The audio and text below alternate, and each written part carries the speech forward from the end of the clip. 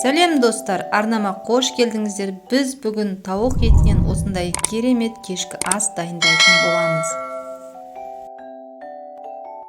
Өте көп затты қажет етпейді. Ол үшін не бары 2 жұмыртқа, картошка, тауық еті және бізге осындай ыдыс қажет. Кез келген тапада пісірсеңіз болады, ең бастысы духовкаға жарамды болса болғаны. Ыдысымыздың түбіне майымызды жағып аламыз. Картошкамызды саламыз және тауық етін саламыз.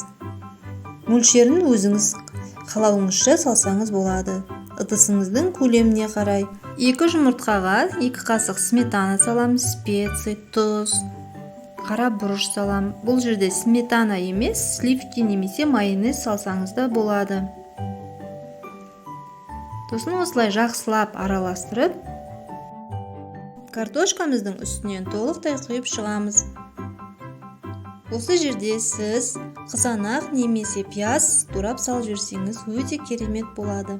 Бірақ менің балаларым жемейтін болғандықтан мен тек укроп салдым. Және сырды теркіден осылай өткізіп салам. Енді бетін фольгамен жауып, духовкада 45-50 минуттай 180 градуста пісіріп алдым. Сіздер өздеріңіздің пештеріңізге қараңыздар. Міне, кешкі асымыз да дайын болды. Өте керемет және тез, оңай дайындалады. Кішкене сырды тағы да теркадан өткізіп, үстіне салып, духовкада 2-3 минуттай қыздырып алдым. Сырым еріді, міне өте дәмді болып шығады. Жасап көріңіздер, кешкі асымыз дайын. Арнаға жазылып, қоңыраушаны басып қойыңыздар. Алда келе жатқан Наурыз мерекелеріңіз құтты болсын. Келесіде Наурыз көже жасайтын боламыз.